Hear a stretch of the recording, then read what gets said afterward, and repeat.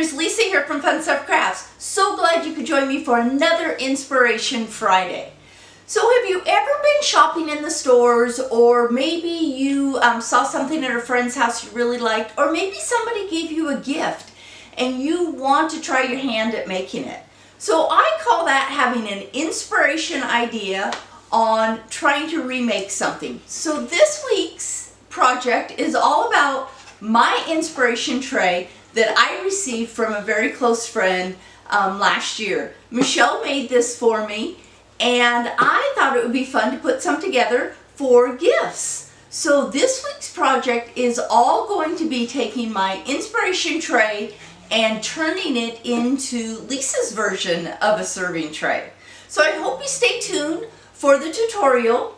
I'm going to show you a fun technique on how to age wood.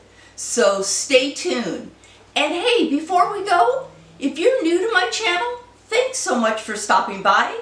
Please click on the subscribe button down below and click on the bell, and YouTube will alert you each time I upload a new video. I try to upload a new video every Friday. That's why I call it Inspiration Friday. So stay tuned. I am going to join you back in my craft room, and we are going to make a tray using this as our inspiration.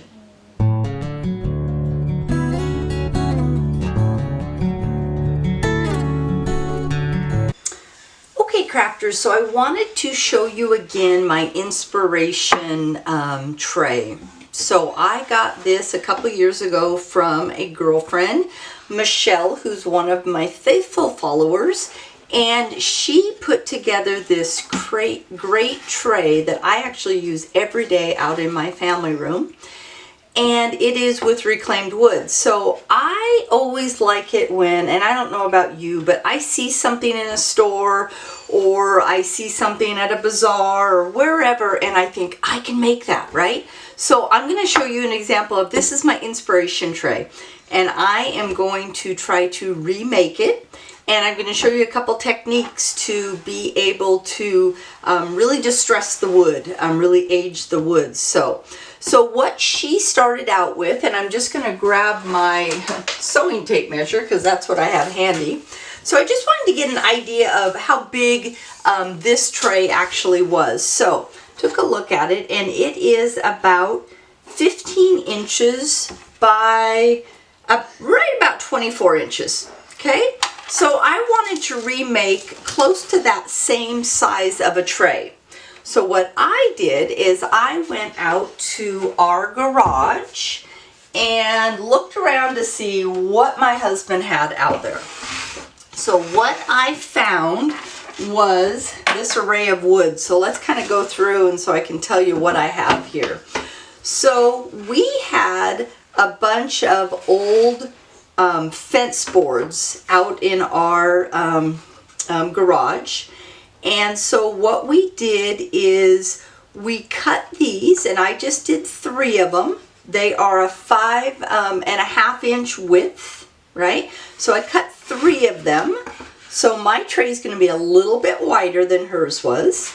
Okay, so I've got 3 boards, and these are, I believe they're about 5/8 inches thick. We can just give them a quick measure here.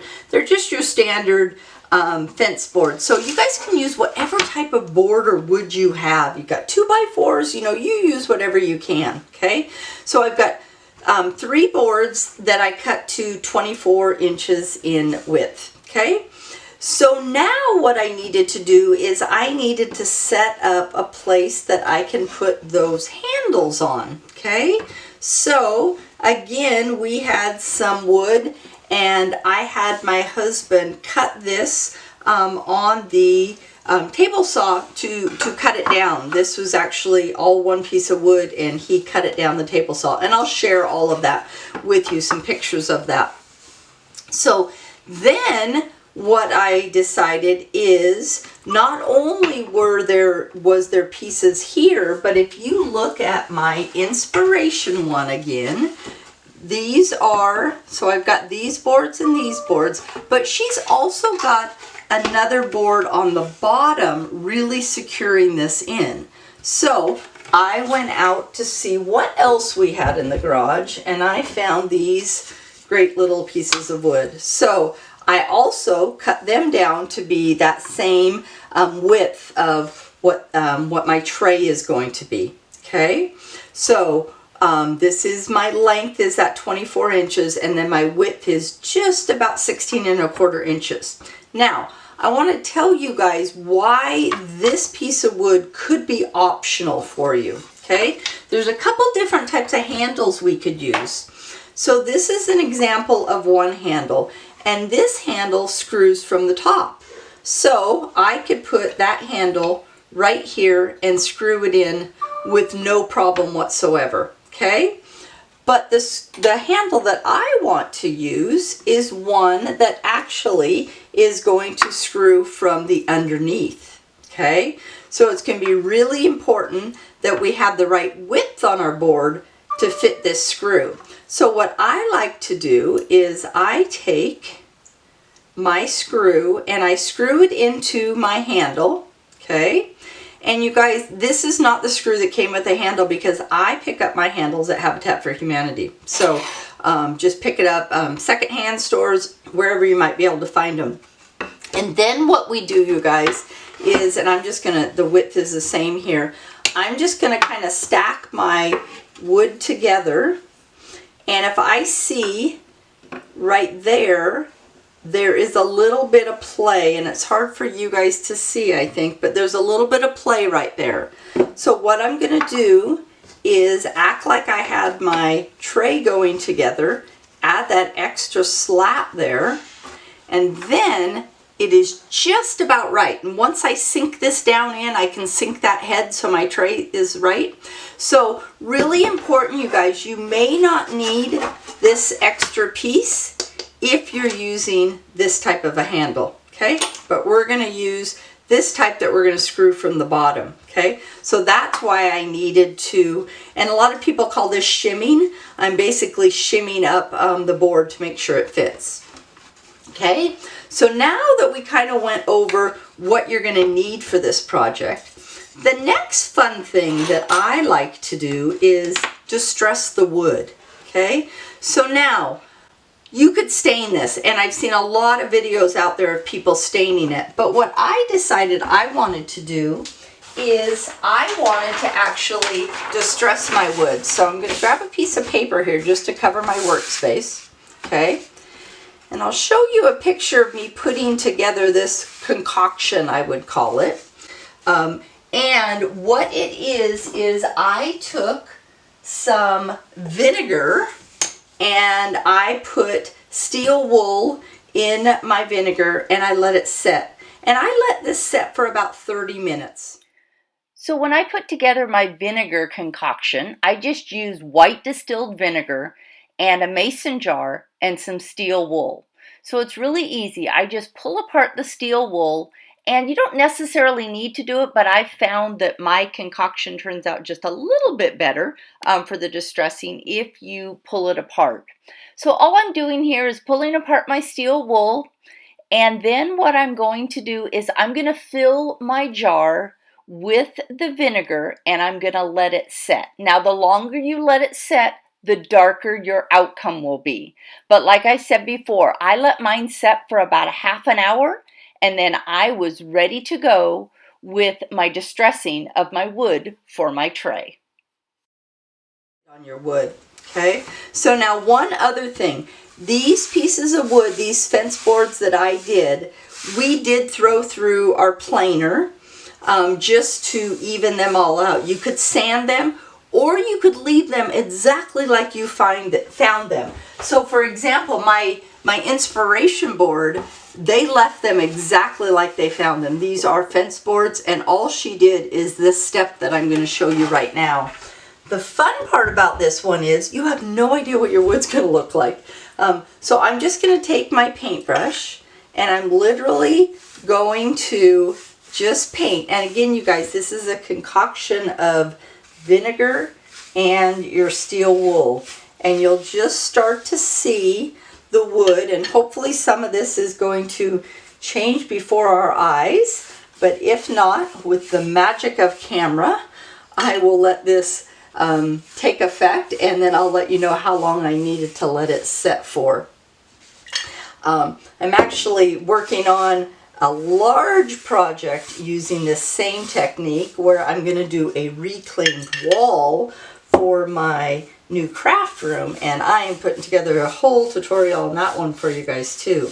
But this is just a smaller project, but I just love what happens with the wood. So I'm just going to go over a little bit more, and then I'm just going to let this set, and I will come back to you guys and I'll let you know how long it set for it to turn the colors that I'm hoping that it's going to turn.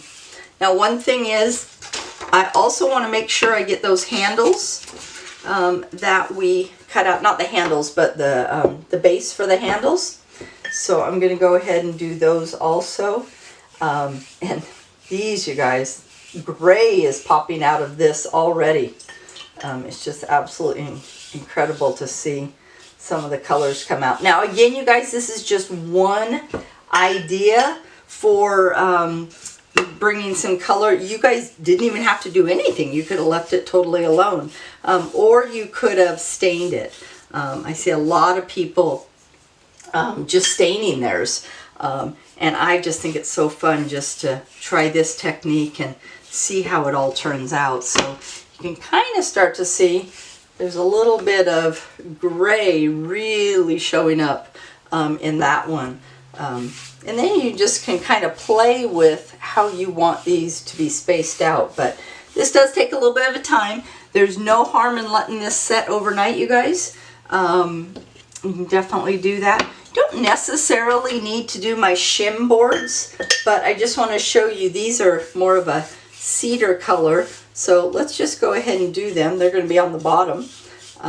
We'll just go ahead and do them so we can see what color these guys turn out to be. Okay, so I'm just going to go ahead and let this stuff all set, and with the magic of camera, I will be right back with you and we'll see what we've got. Okay, so I've waited overnight. I just decided to walk away from this, and I've waited overnight, and here are my finished boards after I did the vinegar and the steel wool application. So if we flip these over, you guys can see how that wood actually changed. It's just absolutely unbelievable. Look at this one. It just, for some reason, it just picked up that darkness. Same with this other handle, just really incredible. Now the back little sticks, I went ahead and did both sides. And so that's what they look like too. So really incredible what it looks like. So now the next step we're going to do, you guys, is we are actually going to start to put together our tray. And what I like to use is some sort of wood glue. Now I just happen to have on hand Aleene's wood glue, and it's really great. It says it's sandable, paintable, and it adheres really well. There's lots of different wood glues out there. So we're going to kind of make a sandwich here, you guys. And I am going to go and just apply with my wood glue. Oh, guess what? I haven't used that one before. So I'm going to go ahead and, it's the same thing. It's just an older bottle of wood glue. And so I'm just going to do a sandwich here. Now remember, I'm using these extra little sections because of how my handle is going to be. So then what I like to do is just measure it up with your fingers, making sure that you have got this right in the right spot. Okay, got a little bit of time for play here. So I'm just making sure I've got all my corners in straight. Okay, so I'm going to put that down. And then this is where you kind of get to play with your boards and see which ones you like where. I'm just going to go ahead and put that one right there. And then my last board. Okay, so there I've got the base of my tray done. Now I'm going to also glue down my handles. Okay, so same process here. Oops. Lisa already put the lid there. And so be generous with your glue. We are also, once this glue dries, we're also going to do some other securing with some nails and stuff. But right now I just want to get this wood glue in here. So I'm going to go ahead and put that there. Now I don't have any clamps handy in my craft room. Normally I would clamp these together. So what I'm going to do is I'm going to go find something heavy to lay on here. And if I read the directions, what the directions say is that press and clamp together for approximately 30 minutes. So I'm going to put something on top of this for half an hour and then let it dry 24 hours. So we're going to come back in 24 hours. Through the magic of video, it'll be really quick for you guys. But the next thing we're going to do is we're going to secure it with my brad nailer, and then we're going to put on our handles. So I will be right back with you as soon as this is dry. Okay, so we're all dry. Our wood glue is good, and I'm going to flip over my tray. And this is where I like to use my brad nailer. Now I'm using 1¼ inch brad nails in my gun. And this is just to give added security. That wood glue should be enough, but I like to use the brad nailer just to add that extra security on my board. Okay, so the next thing we're going to do is we're going to put our handles on. Now I've already put one handle on, and I want to show you guys how I measure to make sure I get that handle just right. So reminder, these are the handles that we're going to be using. And what you want to determine, because we're coming from the back side with these ones, is we want to determine how far apart our screw holes are. So this is exactly 3 inches. Okay, so we need to determine where we're going to put some pilot holes, because I like to draw pilot holes with my drill to make sure that these are 3 inches apart. So what I like to do is, I know that my board is 16 1/8 is what it's at.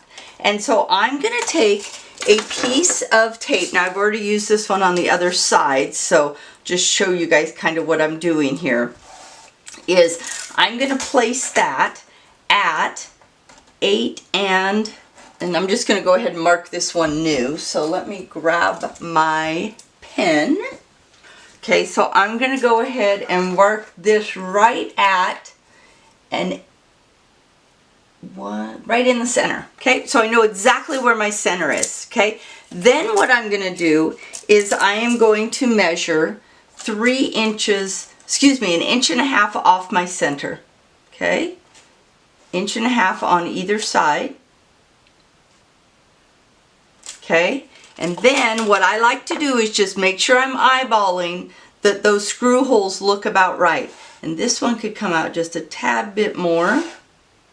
Okay, and so then I know where I want to put them. Now I need to determine what the width of my board is, and my board is 2 inches exactly. So I want to come out from that dot, and I'm just going to go ahead and make a dot with my pen, and I'm going to come out 1 inch right where I'm at. Okay, and as my dad always taught me, measure twice. So I'm going to make sure those are right at 3 inches. I'm also going to take my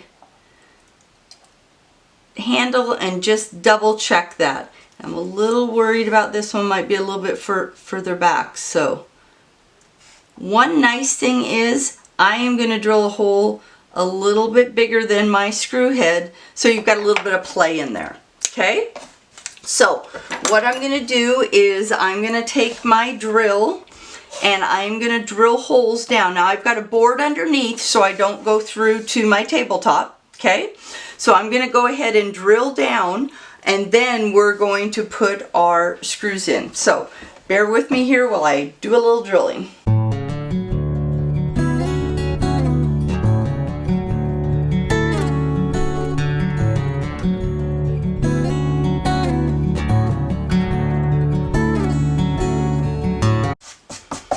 once I do that first drill, I like to again check and make sure my handles, if I do that exact same spot, my handles are going to be in a good position. Okay? Because we're coming from that underside, it is really important. Okay? And if I go spot on, looks like I should be fine. So I'm going to go ahead and drill the next one.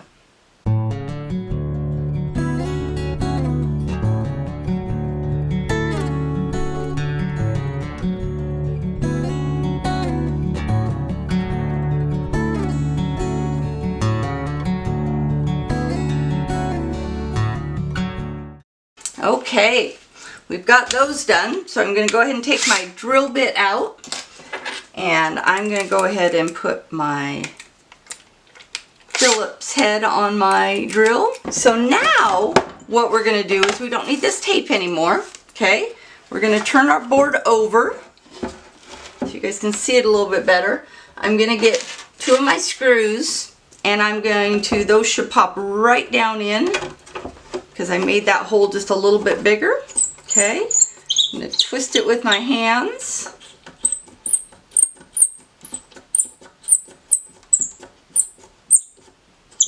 A little squeaky there, sorry about that. I'm just feeling it with my finger underneath to see when it goes all the way through, and I start to feel it.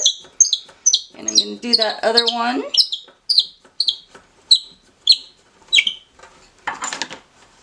Do that with a little hand Phillips here. Okay, I now feel both of my screws through.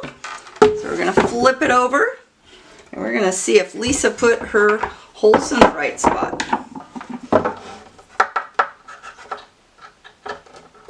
It's kind of an awkward way to do this, you guys.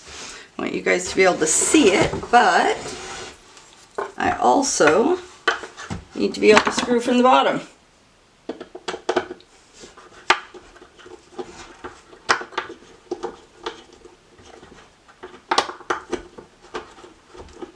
There we go, got that one in.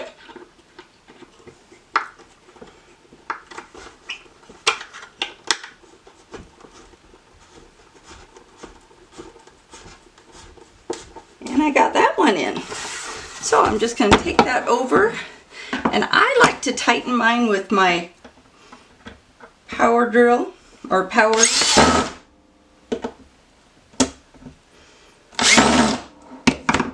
And there we have it, you guys. We have got a completed tray with these beautiful handles. So let me give you a chance. I'll get a zoom out picture of our tray, and we have completed our Inspiration Friday project. So hope you like this one. And here's an example of our inspiration tray and the tray we just completed. And look how it looks sitting on my ottoman with a cute display for the fall time.